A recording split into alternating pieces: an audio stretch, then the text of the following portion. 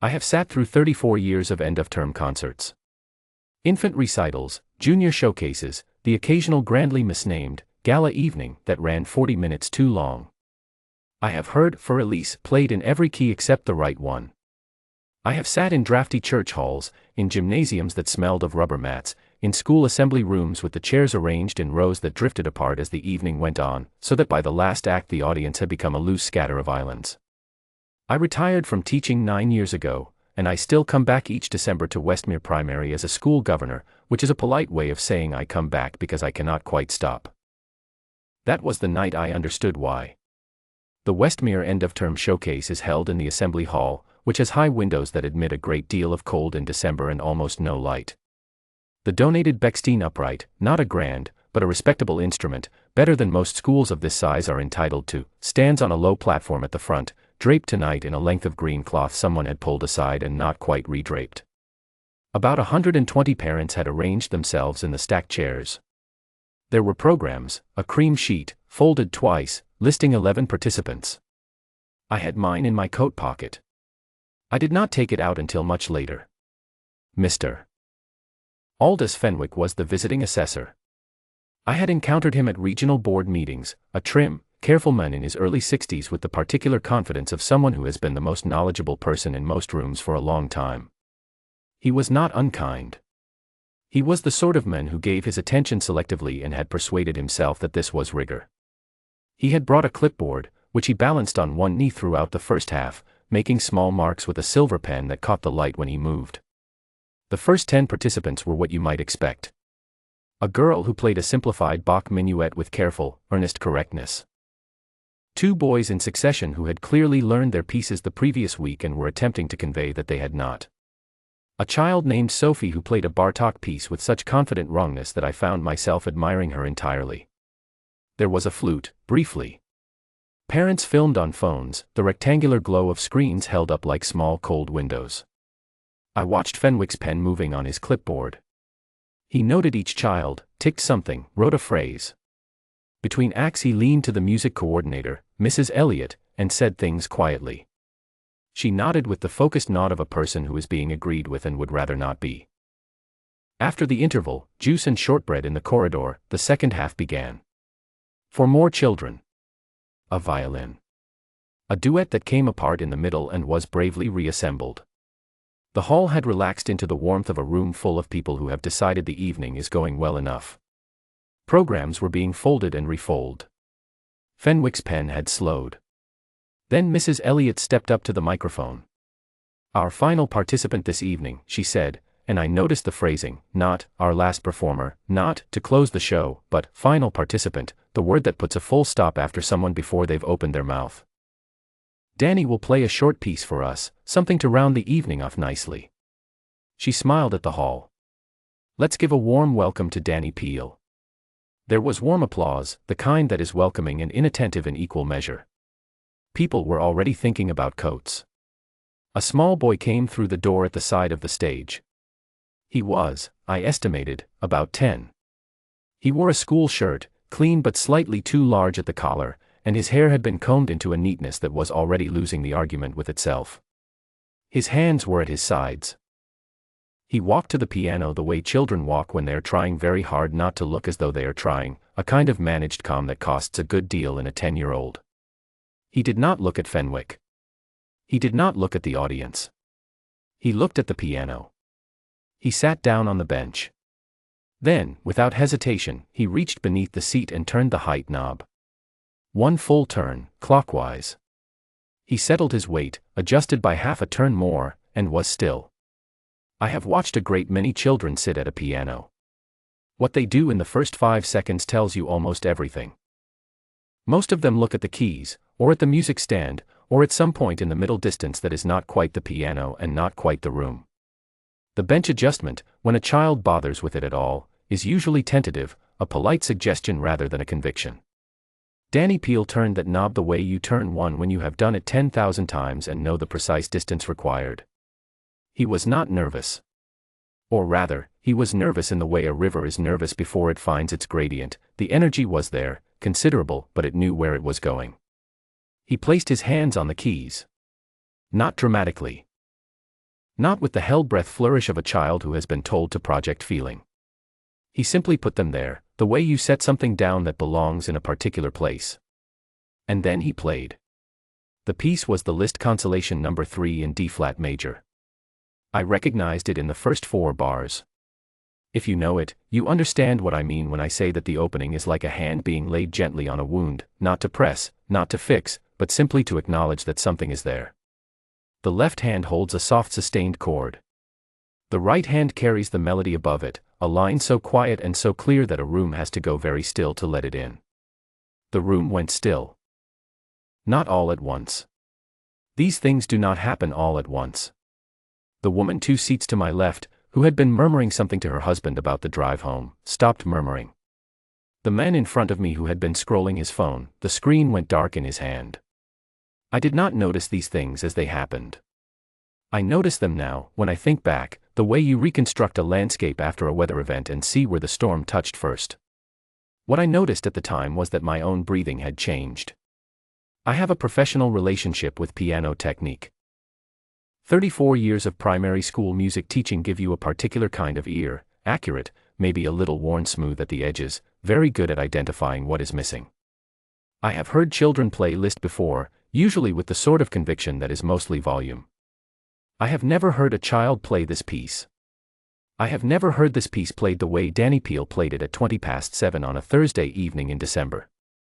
He played it like someone delivering a private message in a public room. The tone was not technically perfect, no 10-year-old's is, and I would be lying if I said I did not hear, in the middle section, a slight hesitation over a fingering, a note caught just a fraction late. But technical perfection was entirely beside the point, in the same way that the grammatical correctness of a letter matters less than whether it was written at all. He was not performing the piece. He was playing it. There is a difference that cannot be explained and can only be heard, and the hall heard it. He had set the clipboard on his knee, pen across it, and he was watching the boy. His face had done something I had not seen it do all evening. It had, very quietly, let go of its assessment. He was not taking notes. He was watching Danny Peel the way you watch something that has taken you by surprise. The piece unfolds slowly, in the way of all genuine consolation. It does not rush toward resolution, it simply sits with what is. There is a central section that broadens, that opens, that asks the player to sustain something rather than demonstrate it. Danny sustained it. The hall, by now, was the quietest I have ever heard a room full of parents. I heard someone cry. Not theatrical crying, not a sudden sob, the kind that starts as an alteration in the breath and only becomes audible when a person stops managing it. I did not look to see who. It seemed rude to look. The final pages of the piece descend. The left hand holds its long notes. The right hand carries the melody home, not triumphantly, not with the arrival energy of a resolved argument, but with something much quieter than triumph, with the feeling of having said, fully and correctly, the thing that needed to be said. The final chord is soft. It is the softest possible way to finish, and it requires absolute certainty to bring off, because any doubt in the hands and the note dies before it can breathe. The note breathed. And then there was silence. Not the silence between numbers, which is expectant and already turning toward applause. A different silence. The kind that means the room has received something and has not yet found the mechanism to respond. I think it was 12 or 13 seconds.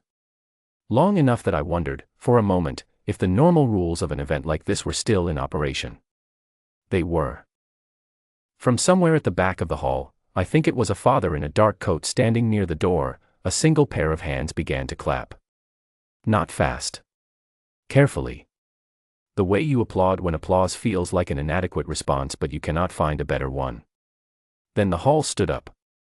Not all at once, and not in the way they stand at the end of a fine concert, when the agreement to rise is almost social. In pieces. A section of the left side first. Then the right. The woman who had been crying was already standing. The man with the phone was standing. Mrs. Elliot, at the side of the stage, was standing with both hands pressed to her mouth before she began to clap. Danny Peel sat on the bench and looked at his hands for a moment. Then he turned and looked at the hall. He looked, I thought, genuinely surprised.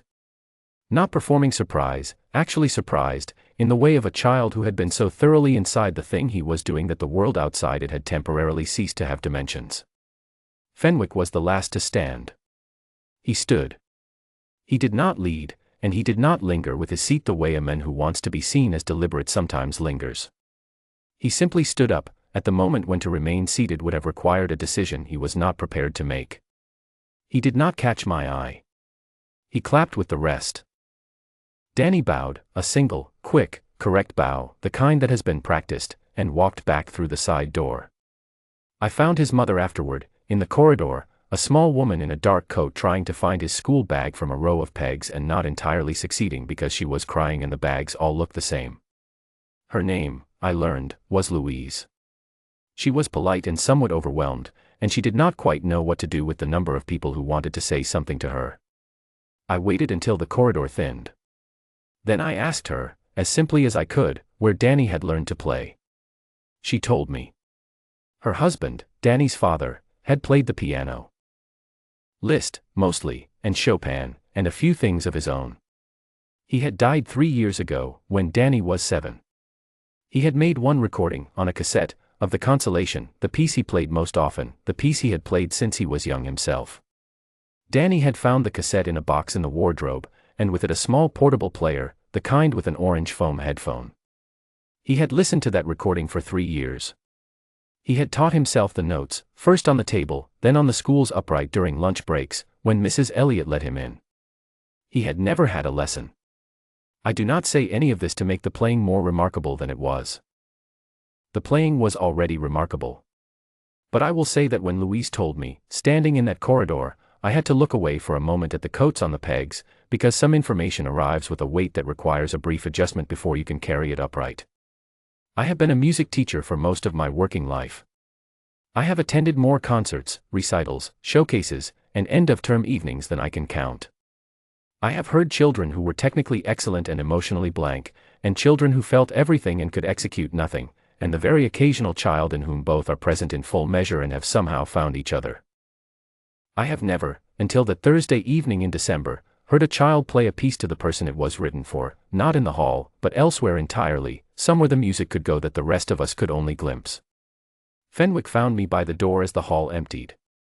He said, without preamble, that the boy was extraordinary.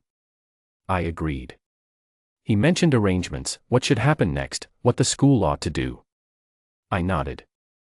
It was not the conversation I was having in my head. That one was smaller, and had no useful conclusion. The cassette still plays, Louise had told me. A little worn now, but it still plays. On difficult evenings, she said, she can hear it through the wall. Some gifts skip a generation and arrive exactly where they were always going.